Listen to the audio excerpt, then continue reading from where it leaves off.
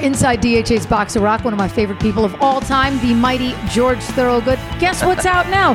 First ever George Thorogood solo record. When I say that to people, they go, nah. But yeah, you've been with the Destroyers for your career, and now you've come full circle. Tell us a little bit about Party of One. Well, I'll try to do a little bit about it. It's 40 years in the making, they say, but that's where I started on acoustic guitar, and I wanted to make a record to start out that way, like most people do. But then I just found out that I just couldn't carry it playing live with an acoustic guitar more than one or two songs. It's just too difficult to do. And I had very great encouragement around people like Sonny Terry, Brandon McGee, Hound Dog Taylor, Willie Dixon, and Robert Lockwood, and people in the audience listened to me. And all of them kept coming to me, and it was in the back of my mind anyway, saying, get an electric guitar, get an electric guitar. And I saw Hound Dog Taylor. I said, I watched, and I said, I was watching, I said, look at, I'm watching, some of these folk people play in these clubs. I'm watching Peter, Paul, and Mary. And I looked at Jimi Hendrix. I said, there's all women here.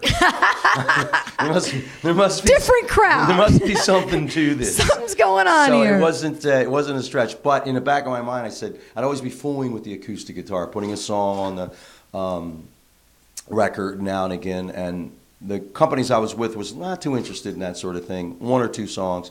And it was always a rock song we wanted to do. So we had to fill out the album with more things. There was always another song like Get a Haircut would come up.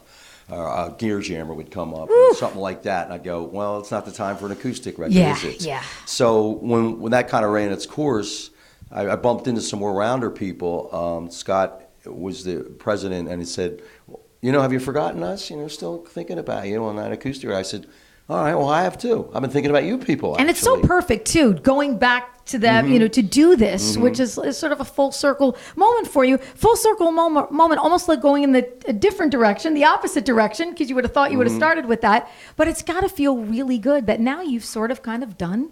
Well, I feel really good because that label has done great things for themselves. They're a big label now. They're a little tiny bluegrass thing, and I was even smaller than them. No, I was. So I said, well, I need a record deal. I need it. And they were like more of a documentary type label, which I didn't realize till years later, like a documentary film thing that goes into the wild and films things, not for commercial purposes. And I didn't realize that. I thought all record companies were the same. So when I was knocking on their door, they're going, well, we like what you do, and you're good at what you do, but it's not what we do. And they kind of took pity on me after a while. They said, this poor guy needs this song, Bourbon, Scotch, and Beer, is a good tune. Persistence pays off. Yes, yeah. So I just gotta listen to this I guy. would not take no for an answer. Yeah. They were so nice, they said maybe. All the other record labels said no. George is like, I'm in. Maybe is better than no. I'm in. So how did you pick the tunes for, I would imagine now, you picking tunes, all your influences and early songs that you loved and artists that you loved. How did you pick the tunes that were going to make it onto Party of One? A lot harder than you think. Yeah, a lot harder because there's lots of songs I like, but I can't play them. You got to understand something. I've been playing Who Do You Love for 100 years.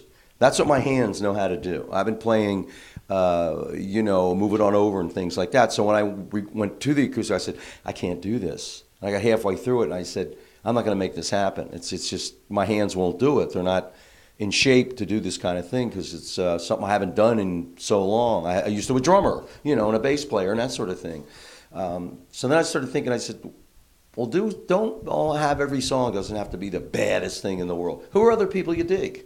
And I went, I dig Bob Dylan. I said, find a Dylan song. So I did off his first record. And he said, who else? I said, Hank Williams, the greatest genius ever. I said, find one by him. So then things started rolling a little better. We got a Johnny Cash tune. We got a Brady McGee song. We got a John Hammond song. So my influence started to emerge the more I stayed with it. And then one day I just picked up the guitar and was fooling around and playing No Expectations the way Brian Jones does it. And the producer jumped right through the glass and he was almost in tears. He said, you got to record that song. I said, yeah. Brian Jones and the Stones are just as big influence on me as John Lee Hooker. They mean just as much to me as anybody. If you went to Tom Petty and Bruce Springsteen and said, well, who's the one guy that you thought about when you were in study hall and you wanted to be like or do it, they give you one name. And that name was this name. Mick Richards or Keith Jagger. Whoever that guy is, George. whoever that cat is, that's the guy. Party of One is out now. You've got to pick it up. Just great stuff. Congratulations on a milestone for you. George Thorogood, you are an American treasure. We're lucky to have you. Thank you. From your sister states, Delaware and New Jersey. You know it. There you go.